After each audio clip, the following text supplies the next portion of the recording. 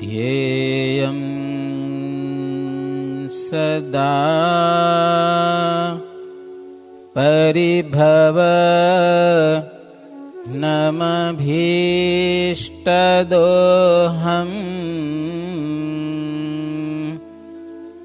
तीर्थास्पदं शिवविरञ्चिनुतं शरण्यम् भृत्यार्तिहं प्रणतपालभवाब्धिपोतम् वन्दे महापुरुषते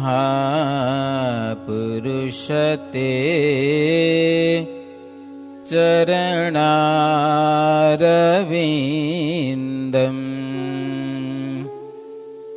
वन्दे महापुरुषते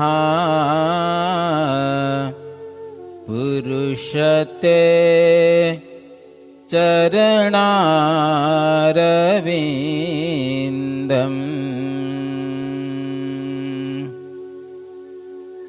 स्वामिनारायणो नील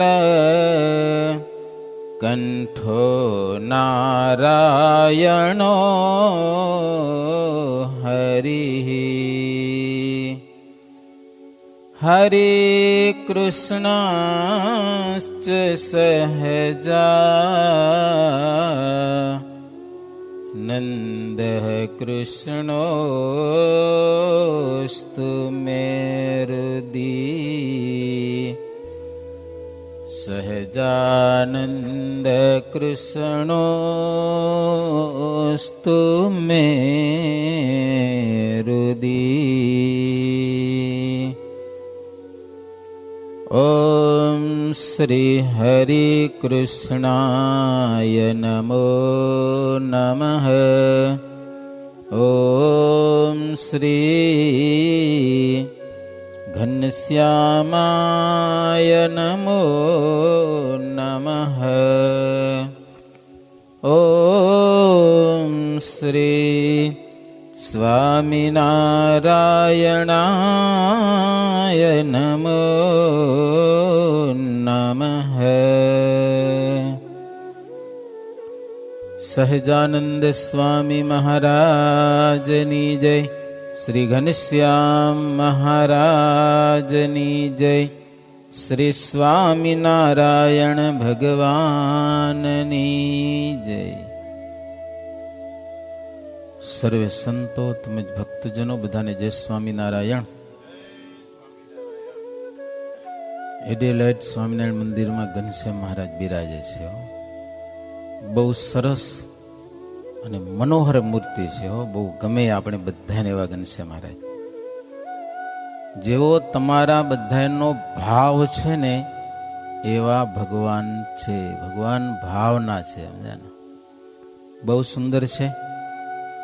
એક વીક પહેલા આપણે સરસ શ્રીમદ ભાગવતની કથા કરી અને હવે આપણે ઈષ્ટદેવ ભગવાન શ્રીહરિના અદ્ભુત ચરિત્રો.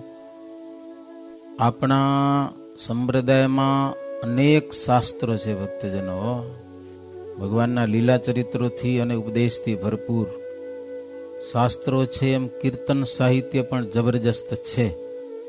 અને વેદો અને શાસ્ત્રોના પુરાણના આધારે આ સંપ્રદાય છે ભક્તજનો. સમજે ને? આ સંપ્રદાયમાં પંચદેવનું સન્માન છે. કોઈ પણ દેવ દેવીનું અપમાન કે નિંદા આ સંપ્રદાયમાં છે નહીં. કોઈ કરતા હોય અણસમજણને કારણે તો અલગ વાત છે, પણ મહારાજે ના પાડી છે. અન્ય કોઈ પણ દેવને કોઈ ભક્તો માનતા હોય તો પ્રેમથી માને. જેને જે મળ્યું હોય ને એને માને. આપણે ભગવાન સ્વામિનારાયણની ઓળખાણ થયેલી છે. એનો મહિમા જેટલો સમજાય એટલો સમજીને ભજન કરવાનું. સમજાના? મહિમા સમજવામાં કાંઈ બાકી રાખવું નહીં. પણ અન્ય કોઈ દેવને આપણે નીચા પાડવાની કોઈ જરૂર નથી. શ્રી હરિલીલામૃત ગ્રંથ છે. રાપર ગુરુકુલમાં વિદ્યાર્થીઓને આગળ હું સંભળાવતો હતો. એમ કરતાં કરતાં બદલી થઈ. પછી ગામડા ફરવા ગયા તો એ રામપર દેશમાં ગામડાઓમાં સાંજે 8:30 થી 9:30 કથા થતી. એ કરતાં કરતાં વળી તમારા ભાવથી ઓચિંતાનું ઓસ્ટ્રેલિયા આવવાનું થયું. તો અહીંયા લગભગ 3 જગ્યાએ પારાણું થઈ ગઈ છે. અને હવે આપણે સમય પ્રમાણે શ્રીજી મહારાજના અદ્ભુત ચરિત્રોથી ભરપૂર આ ગ્રંથની કથાને સાંભળશું. સ્વામિનારાયણ હરે. જોશથી બોલો તો મજા આવે. સ્વામિનારાયણ હરે. વર્ણિ કહે વડતાલમાં ભક્તિ નંદન શ્રી ભગવાન દિવ્ય સ્વરૂપે કંઈકને દીધું પોતાનું દર્શન દાન. ગામો ગામ તે વિસ્તરી વાત પ્રભુ પ્રગટ થયા સાક્ષાત. ધરી આવ્યા મનુષ્ય આકાર વડતાલમાં વિશ્વ આધાર. વર્ણિ એટલે અચિંત્યાનંદ બ્રહ્મચારી કહે છે કે હે અભયસિંહ, ભક્તિનંદન ભગવાન શ્રીહરિ વડતાલપુરમાં આવ્યા છે અને કંઈક ને પોતાનું દિવ્ય દર્શન આપે છે, અલૌકિક ચમત્કાર ભગવાન બતાવે છે. ગામો ગામમાં આવી વાત વિસ્તરી છે ભગવાન શ્રીહરિના ચમત્કાર અને પરચાની. કે આ પૃથ્વી ઉપર સાક્ષાત ભગવાન મનુષ્ય રૂપ ધારણ કરીને પધાર્યા છે અને ગામો ગામ વિચરણ કરે છે. જે એનો આશ્રય કરે એના દુઃખ માત્ર મટી જાય છે, જન્મ મરણના દુઃખો ટળી જાય છે. આવા ભગવાન વડતાલમાં આવ્યા છે. ગુધેજના ઠકરાઈ ખોડોભાઈ અને એના ભાઈ હઠ્ઠીભાઈ એણે આ ચમત્કાર પરચો બધો મહારાજની વાતો બધી સાંભળી. એટલે પછી એને દર્શનની ઈચ્છા થઈ કે આવા ભગવાન જો પૃથ્વી ઉપર આવ્યા હોય તો આપણે લાભ વિનાના રહી જઈએ, બરોબર નહીં. સમજાય ને? ટેસ્ટિંગ પણ કરી લે, સાચા ભગવાન છે ખોટા છે. કળિયુગ નક્કી નહીં કાંઈ. સમજાય ને? બહુ જોવું પડે. કળિયુગમાં ખોટા ભગવાન પણ બહુ થાય છે. સમજાય? એટલે એ કે આપણે જોવું. એટલે શ્રીજી મહારાજના દર્શનની એને મનમાં ઈચ્છા થઈ છે. પછી શું થયું? 2 જણાને એક જ પ્રકારનું સ્વપ્ન આવ્યું. પાછું રાત્રે સ્વપ્ન આવ્યું અને સ્વપ્નમાં બંને જણાને એવું દેખાણું કે વડતાલમાં વડેવું માતાજી છે, એની જગ્યાએ સ્વામિનારાયણ ભગવાન બેઠા છે. ઉત્તર ઉપર પાટ ઉપર પોતે બિરાજમાન છે અને એની પાસે એક પુસ્તક પડ્યું છે. કાળી કામડી ઉપર પુસ્તક રાખેલું છે. વડતાલમાં પ્રભુ આવ્યા છે. ત્યાં વડેવું માતાજીની જગ્યા છે વડતાલમાં. આજે પણ પ્રસાદીના માતાજી આપણે દર્શન કરવા જઈએ છીએ. તો બંને જણા વિચાર કર્યો કે આપણે વડતાલ જઈએ અને આ જોઈએ.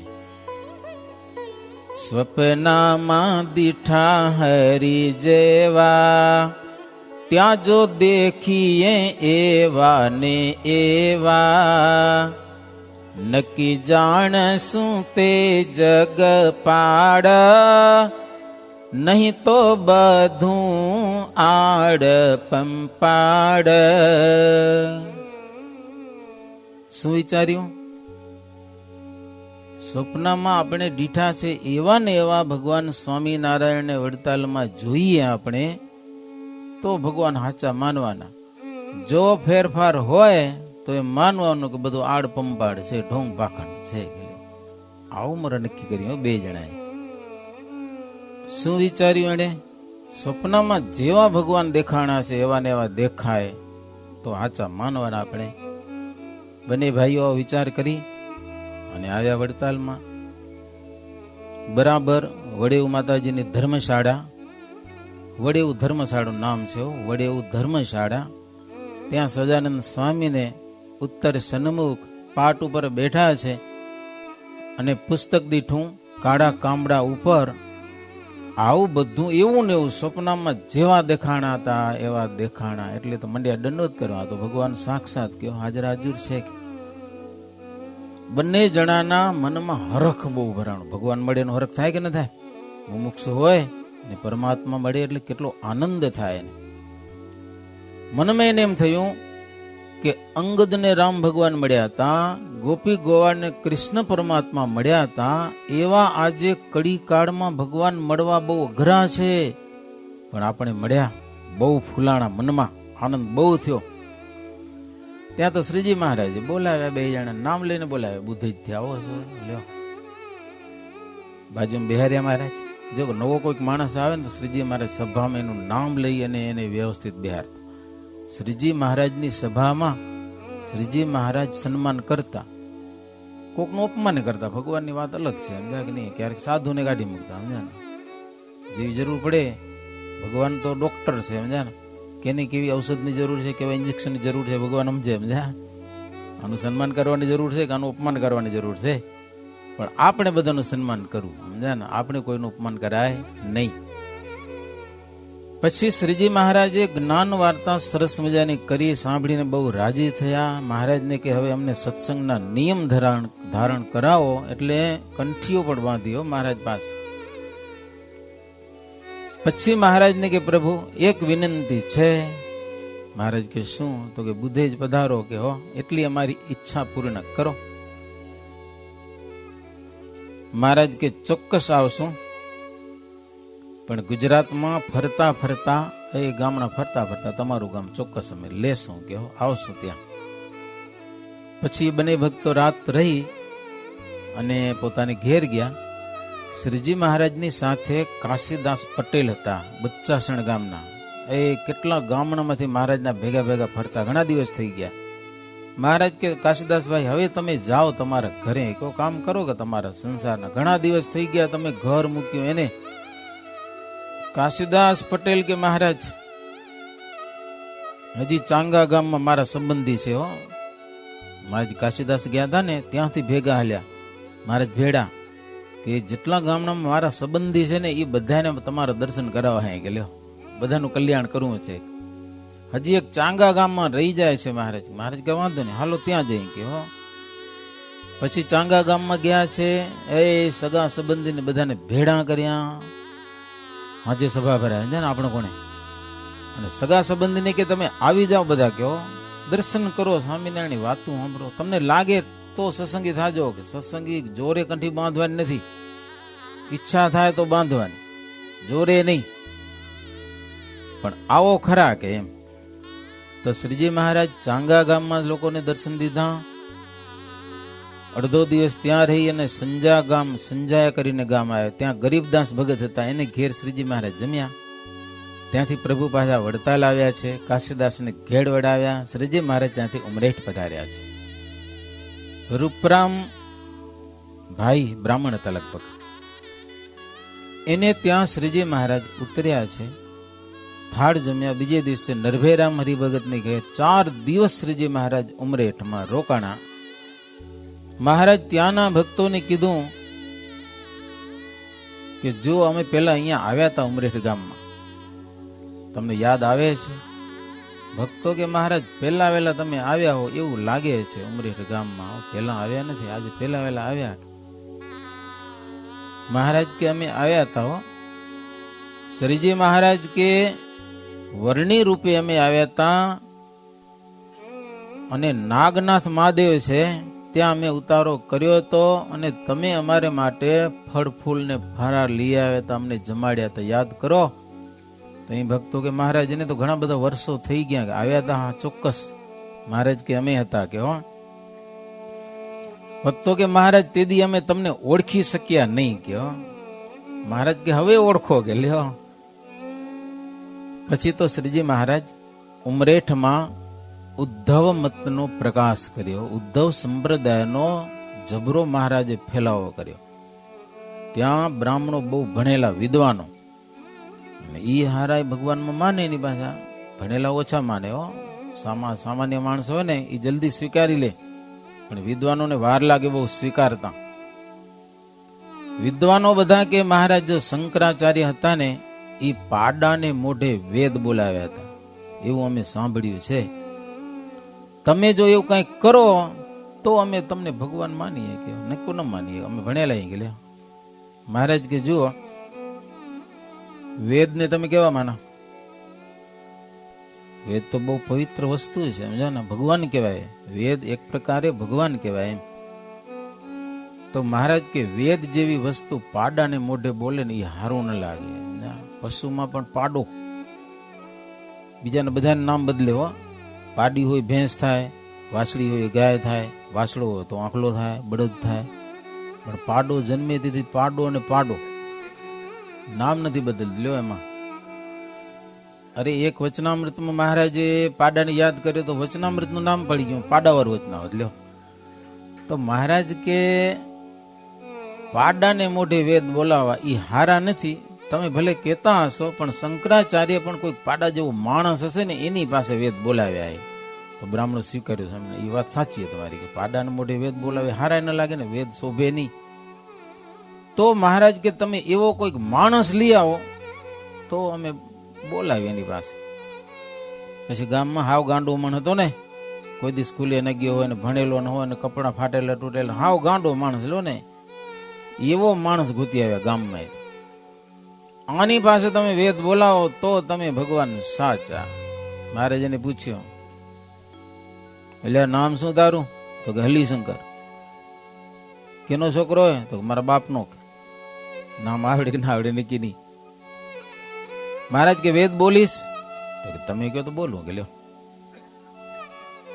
ઘણા બધા બ્રાહ્મણો ભણેલા વિદ્વાનો આગળ બેઠા હતા. મહારાજને સારા આસન ઉપર બેહાર્યો અને પછી જે વેદના ઉચ્ચાર કર્યા છે એ ગાંડો માણસ, બ્રાહ્મણનો દીકરો હતો, હાવ બુદ્ધિ વગરનો, ચારે વેદના સ્પષ્ટ ઉચ્ચાર કર્યા એમ એના લટકા સહિત. જોરદાર. બ્રાહ્મણો જોઈ રહ્યા હો, કારણ કે ગામનું માણસ ગાંડો તો ઓળખે બધા. ઢોંગ પાખર આમાં તો ના હાલે ને, કે કોઈ દિવસ સ્કૂલે ગયો નથી, કાંઈ નથી, મગજ વગરનો હાવ.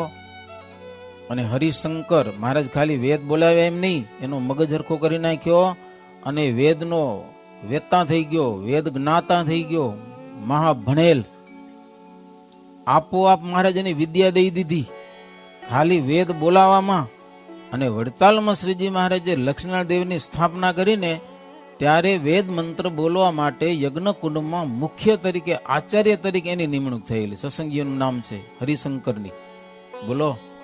એટલે પછી ઉમરેઠના બ્રાહ્મણો સ્વીકાર્યા ભગવાન હાચાઓ તમે કહો. કળિયુગમાં પણ સાક્ષાત પૂર્ણ પુરુષોત્તમ નારાયણ તમે છો. દુનિયા ગમે તેમ કહેતી હોય પણ તમે ભગવાન છો. આજે પણ ઉમરેઠના અનેક બ્રાહ્મણો સ્વામિનારાયણ ભગવાનને સર્વોપરી માનીને ભજન કરે છે ઉમરેઠમાં. તો શ્રીજી મહારાજે આવા ચમત્કાર બતાવી ઉમરેઠમાં ઉદ્ધવ મતનો પ્રકાશ કર્યો. એ બધા ભણેલા સ્વીકારે એટલે મોટી વાત કહેવાય ને. જ્યાં જ્યાં જાય ત્યાં જણવે પ્રતાપ, સત્સંગ વધારે અમાપ, મતવાદીઓ ના અભિમાન, હરે ભંજન શ્રી ભગવાન. અચિંત્યાનંદ વર્ણિન્દ્ર કહે છે ભાઈ સિંહ, જ્યાં જ્યાં શ્રીજી મહારાજ ફર્યા છે ને ગામો ગામ ખૂબ ચમત્કાર પરચાઓ બતાવ્યા છો. કૃષ્ણે જન્મ ધર્યો જેહ કામે, એ જ કામ કર્યું ઠામો ઠામે. અક્ષરધામમાં ભગવાનનું નામ કૃષ્ણ છે, અનાદિ નામ શ્રી કૃષ્ણ. એવા ભગવાનના પૃથ્વી ઉપર જન્મ ધારણ કર્યો એટલે ગામો ગામ શહેરો શહેર જઈને એ કામ કર્યું. દરરોજ દરરોજની હું કથા ના લખું શાસ્ત્રમાં, બહુ લાંબુ થઈ જાય, લાખો વર્ષે આ પાર ના આવે દરરોજ દરરોજની કહેવા જાવ તો. પણ મહારાજ આ કામ કરતા હતા. ઉમરેઠમાં પોતાનો જય જયકાર કરીને મહારાજ ત્યાંથી ઘોડાસર પધાર્યા, ત્યાંથી જેતલપુર, મચ્છિયાવ, ત્યાંથી આવ્યા છે બુદ્ધેજમાં. ખોડાભાઈને ખબર પડી હઠીભાઈ મહારાજ પધાર્યા છે એટલે મહારાજને સામા આવ્યા, વાજતે ગાજતે સન્માન કર્યું, ગામમાં ફેરવ્યા આખા ગામમાં. અને શ્રીજી મહારાજ ખોડાભાઈના દરબારમાં ઉતારા કર્યા છે. હે ખોડા ભાઈ તણે દરબાર, ઉતર્યા જય વિશ્વ આધાર. પશ્ચિમા ભૂખે પશ્ચિમાભિમુખે ઓરડા છે, ઓટો લીમડા આગળ ત્યાં છે. લીમડાની જે ઢોલીઓ ઢાળીને મહારાજ બિરાજમાન થયેલા છે એ આગળ બધા ભક્તો બધા બેસી ગયા. ખોડાભાઈને મહારાજ કે તમે તો ભગત હારા છો કે સમજ્યા ને, અમે ભગત સમજ્યા ને. સદાવ્રત ખોલ્યું તો શેના માટે? ભગવાન મળેલા માટે. આવી ગયા મહારાજ પણ ઓળખાણાની. તો મહારાજ કે તમે કીર્તન ગાઓ. કીર્તન ગાઓ મારે સાંભળવું છે કે. એટલે ખોડાભાઈ ભાવથી કીર્તન ગાયું. કીર્તન સારો મજાનો રાગ લઈને. કેવું કીર્તન ગાયું? હે કેટલે કદાડે બેની કાના, બેઠા મુંજ આંગણે ભગવાના. હે બેની કેટલેક દિવસે મારા આંગણામાં ભગવાન બેઠા. એવું ગાયું હો. એ મર્મ સમજીને શ્રીજી મહારાજ કે અમે તો આવ્યા હતા કે લ્યો ઉત્તર મુખે ઓરડા છે મહારાજ કે ત્યાં અમે સદાવ્રત લેવા આવ્યા હતા, પણ તમે સદાવ્રત દીધું ખરું પણ ખાલી જુવારના દાણા દીધા. રોટલો ખાવાની ઈચ્છા હતી મહારાજ કે સમજા અમારી, પણ તમે દીધો નહીં રોટલો.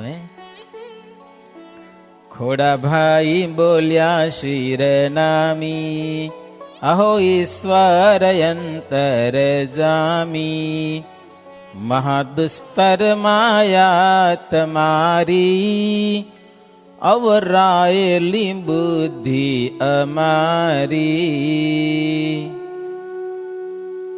ખોડાભાઈ કે મહારાજ આપ અંતર્યામી છો, આવ્યા હતા પ્રભુ, પણ અમે તમને ઓળખી શક્યા નહીં. એનું કારણ પ્રભુ આપણી માયા. લો ભગવાન ઉપર ઢોળ્યું પાછું.